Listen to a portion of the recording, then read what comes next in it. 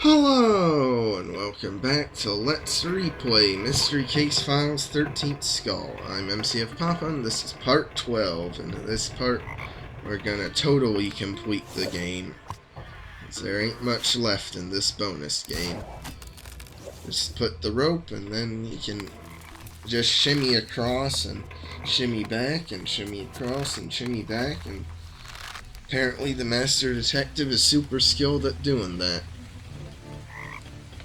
I do really like, though, the look of the ships here, you know, you explore. Though I do wish you explored more of them.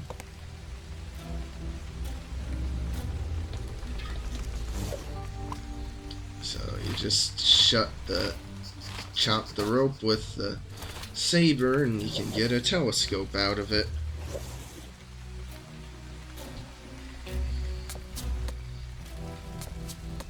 There's a cellar door with a pretty big puzzle on it.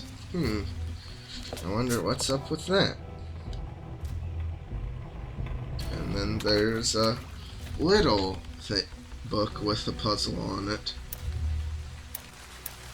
Beware the curse of Crown. I can't honestly remember if these puzzles are randomized or not, but basically you just need to have the number of dots on the corners of a square to match the number inside. Pirate ledger that's missing quite a few scraps of paper. Crown's unearthly, not unworthy, taunts grow fainter aboard the second vessel. While it's nice to know I'm farther away, this supports my hunch that both he, and likely his treasure, reside on the first ship. I suppose I could blast him with his own guns, but I doubt a cannonball would get the job done. An ancient tome found in the waterlogged gunnery looks like it contains some kind of crew roster. If it wasn't so mangled, it might provide details about a pirate's life in the service of Phineas Crown. With a little digging, I might be able to find the missing pieces, though I don't suppose I can blame Pippi for this one. Yeah, you might have noticed the scraps of paper throughout the ships. But first, it's time to do this thing. This one's a lot harder because there's none that are like 0 or 4. You're running out of time. However, like, the one here means that one of these has to be empty, which means these two are definitely filled in. Same with on this side.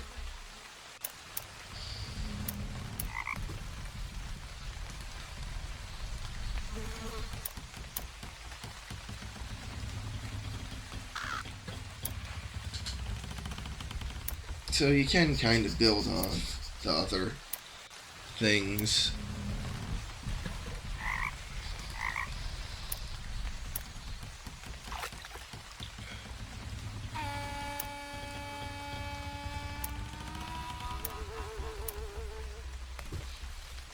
Oh no.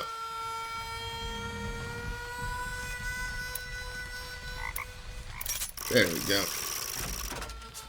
That's probably the best performance I ever had with that puzzle. Now, get a load of this stateroom now. It's all dirty and mossy, and the only thing of note is this chest with a lock on it. But we don't have the key. We'll have to come back here.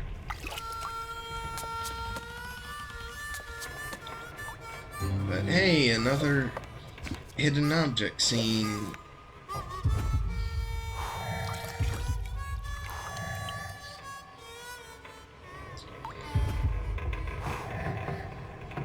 I mean, this bonus game adds 3 new locations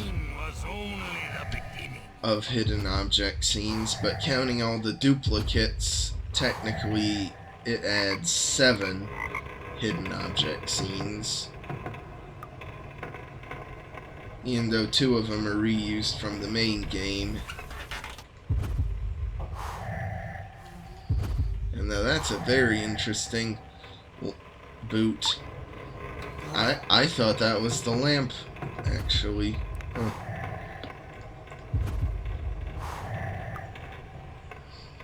Why did the boot have a lampshade on it? Or was that just like its collar or something? And I just mistook it for a lampshade.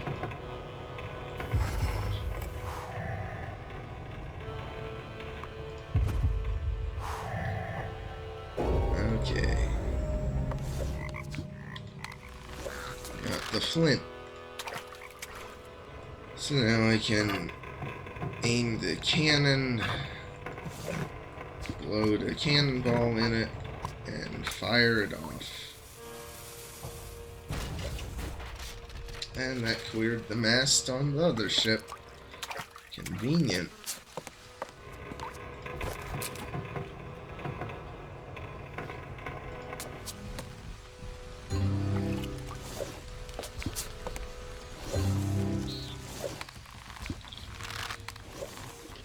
And now here, this little carving is how you're supposed to know to do the fountain puzzle to that pattern.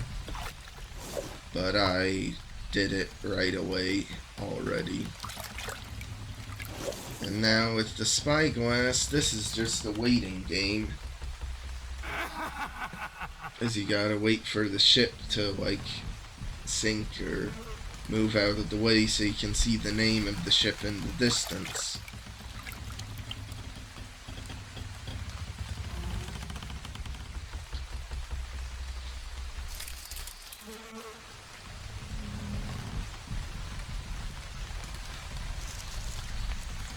Delilah. Could it be a clue? I wonder. I do like, though, this angle. This, again, seeing the misty, like, distance. Against better judgment, I've managed to ascend to the crow's nest aboard the withering pirate ship. I can make out the whitewashed top of Crown's mansion through the tops of the willow trees behind me, but the spectacle of the many ships in the swamp commands my full attention. A spyglass found on a nearby ship presents an excellent means of surveying the many prizes Crown plucked from the nearby gulf. A bit of peculiar detail is noted herein should it prove relevant. No fewer than 20 hulking vessels of varied type and description rest beneath me, gently undulating atop the swamp's squalid surface. Shall be your home. Yeah. And the name of the ship is totally randomized too.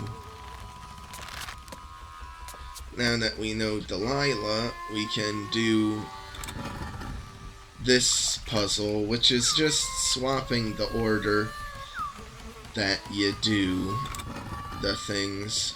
So you want to do the last letter, then the 5th letter, then the 6th letter, then the 4th, then the 2nd, then the 3rd, and then the 1st. Pretty simple. Now we can go in the captain's cabin and see the whole pirate treasure. I won't go to the captain's table quite yet, because first there's yet another hidden object scene.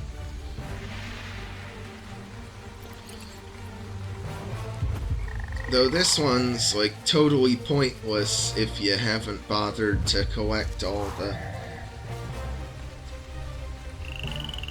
Crown Insignias and or the golden Crown Insignias. Oh, that's not a bell, that's a candle snuffer. Though, I suppose you could use like a metal bell as a candle snuffer if you really wanted to. I've never tried that, but I would think that would work.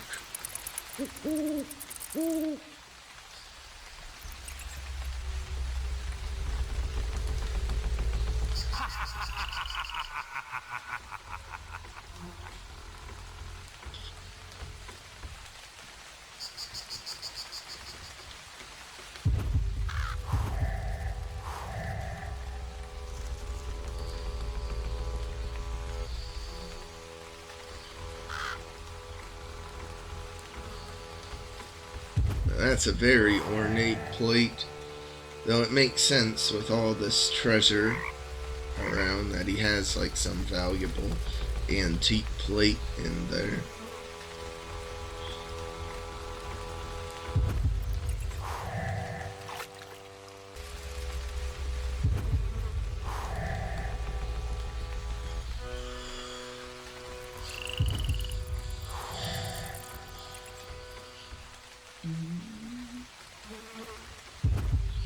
I don't know what a spur's doing though in this cabin.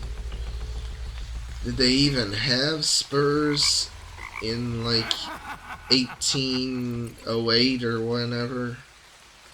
Or is that a more like 1850s Civil War kind of era? Cowboy Wild West era item? I'm not sure. Hey, now we unlock this key. So now we can go and unlock the stateroom chest. And now this is what your whole collecting all the Crown Insignias throughout the game unlocked. This one's for doing all the normal ones, and this one's for the golden ones. My dearest Phineas, it is with great exuberance I humbly accept your invitation. By all accounts, you've fashioned a most grand and modern dwelling in which to relish such well-deserved success. Your exodus from the seas tears a void in my heart, and though we are yet betrothed, I pray you consider the sadness your vacancy has bestowed upon our daughter. You'll soon be joining me crew. We dearly miss you and welcome an opportunity to prosper with you in your new life in Louisiana. Lovingly yours, Grace. What a nice letter. And then we get to see the other side of the token in her personal diary. I cannot bear sending my response to Phineas's loutish invitation. How dare he abandon us aboard this wretched vessel while he frolics about carelessly spending the fruits of our effort. I shall attend his miserable party, if only to inform him that our daughter Abigail was sent in secret to live with relatives in England. Accompanying her is more than half of my captain's abducted fortune. Consider these my last rites, dear Phineas. May the mist of the tide silhouette our embrace as we walk the shores of eternal damnation. Like, what an epic line, you know? And that's what the titular last rites are referring to, which you wouldn't even find unless you knew about all the secrets to collect. Though I do like this tie-in. I mean, it wasn't really necessary, but it's just a subtle little thing that, oh, Abigail was sent to live with relatives in England, where eventually she would meet Alistair Dalamar, and they'd have Charles. I don't know what Alistair saw in Abigail. I really don't. But that's a story for another time. I honestly don't know what happened with the half of the fortune Abigail had, but given her penchant for gluttony, it seems she probably squandered it all on, like, food or something. But anyway, now we can put all the pieces in the roster.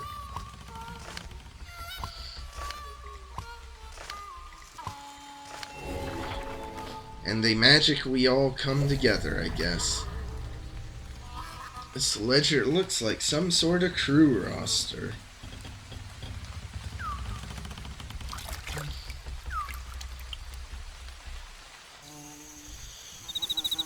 I've reassembled an old ledger that details the name, nationality, and stipend for each member of Crown's hapless crew. The page, dated February 17th, 1806, would have made just a few months prior to the ruthless fire that consumed the lives of everyone on this list. there's something rather intriguing about the last entry. Yeah, why would the nurse get double pay when others get one or half or even a quarter in some instances?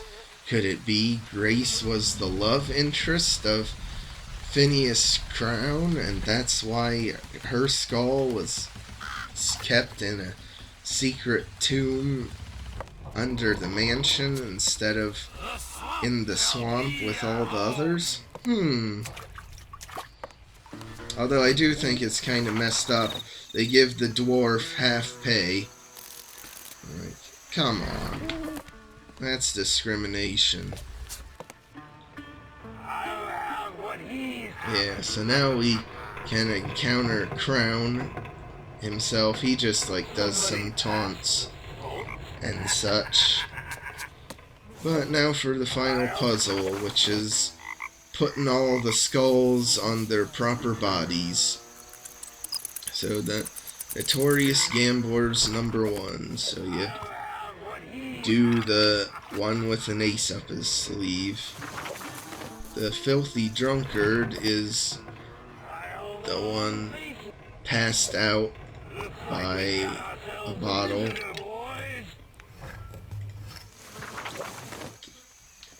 The Never Lost a Duel guy has a pistol.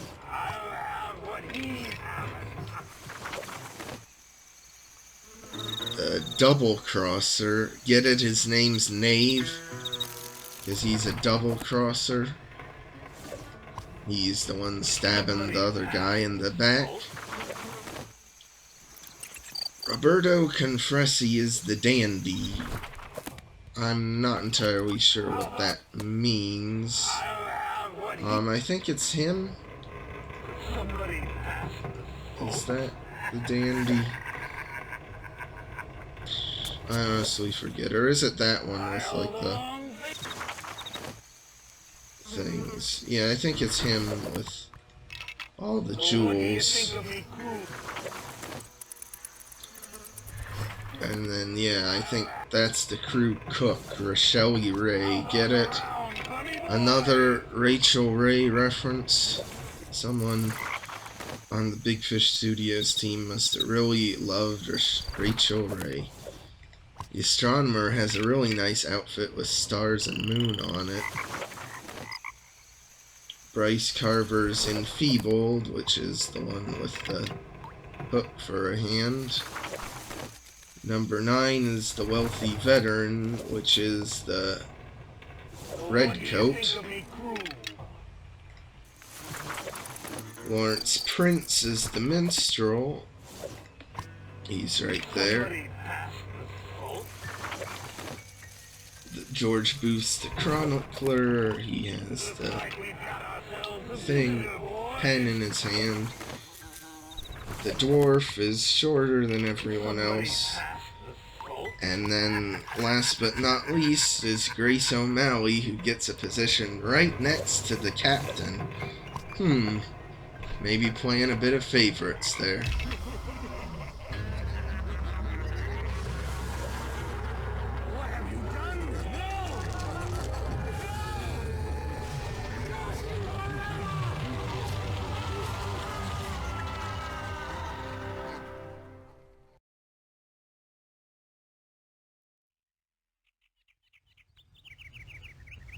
Detective?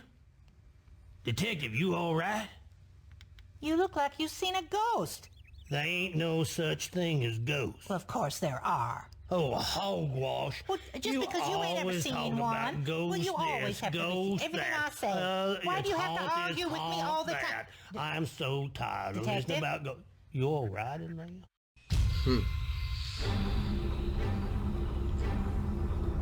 Yeah. Completed the investigation in less than 10 hours. Wow, what an accomplishment.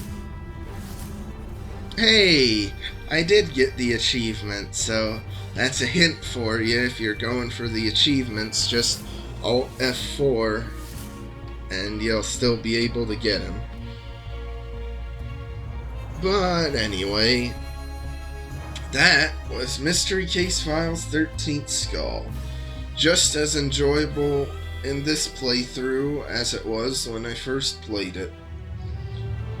And this artwork too is so good.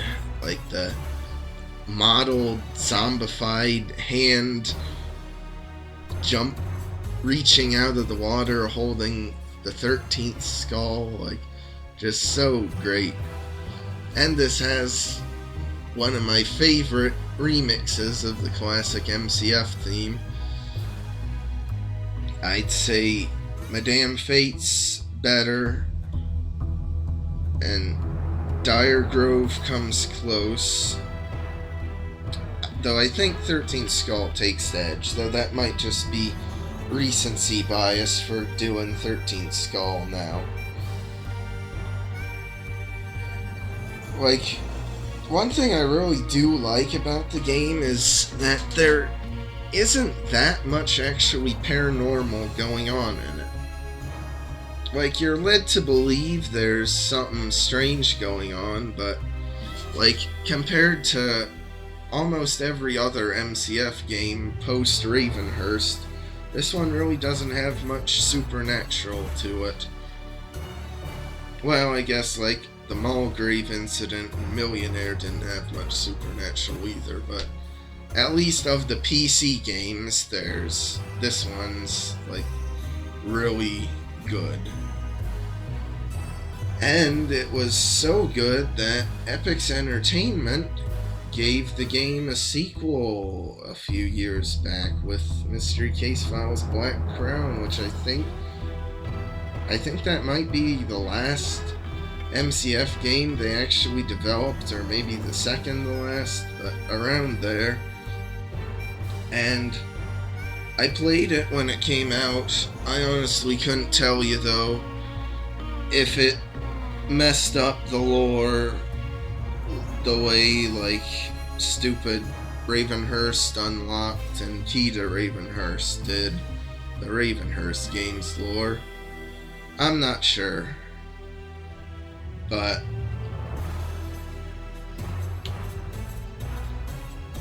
I don't really look forward to playing that one. So, though by the time this Let's Replay goes out, I might have already played this. I'm not sure. That's the beauty of recording things, like, well in advance. Because for reference, this whole 13th Skull, I recorded all these episodes in one day, which is December 29th, 2022. So, you can do the math of how long it's been from recording this to actually uploading it. God, these credits are long. Man. I just want to sit through them so I can show off the proper secret. Like, that gives you the hint for the bonus golden crowns. And I guess this game actually did have some people in Louisiana. I don't know if they just took some photos for inspiration or if they actually designed stuff for this game. I'm not sure. They probably did, though, like explore a swamp or something. Especially given the Louisiana Office of State Parks. Maybe they'll... Oh yeah. The Rosedown Plantation. I don't know, that might actually be a, like, dead ringer for the mansion in this game, the way Ravenhurst Manor was just really heavily based off the one place. But anyway, there's the clue. BFG denotes Rowena Spinch, which is for the lock puzzle, and then backwards, this is sink the plunge, which is your hint for to use the plunger on the sink. So at least they did that. One thing though that's kind of a complaint, but not really much of a complaint, is that you can't you can't replay the bonus game once you've completed it. You gotta go through the whole main game then. But it's understandable given the way the bonus game works by continuing directly. Anyway, I just am starting over so I can show off the strategy guide, which actually I believe is locked until you actually need things. They even give you the locations of all the golden, or not golden, but basic crown things. That's interesting. I did not know that, actually. At least they leave the golden ones as super secret that you can't just look up and cheat. And then for wallpapers, well, they're fairly standard. That one's pretty cool.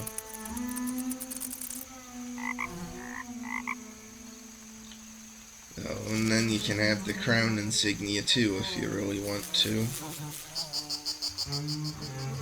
But then for concept art, there's the pirate deck.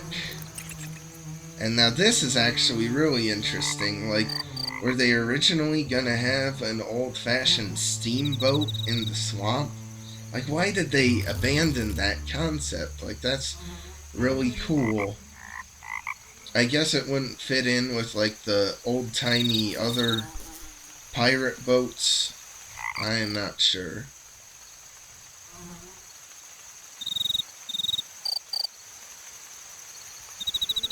There's also this, swamp pillar thing. Was that maybe originally how you collected the skulls instead of just a basic cannon? This whole thing just with, a statue jumping out of the water? That would have been really cool to see. It's interesting, the lighting on the study, completely changed from concept art to final game. Now there too is a really pretty view. I guess though they abandoned it because they wanted to have rain all over and not have any sunlight. I'm not sure.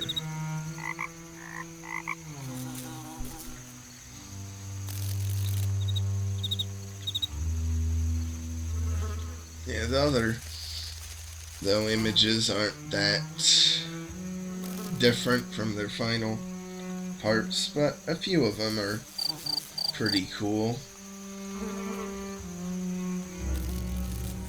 Well, anyway, that'll do it for this series. So like and subscribe if you want, and I'll see you in the next one.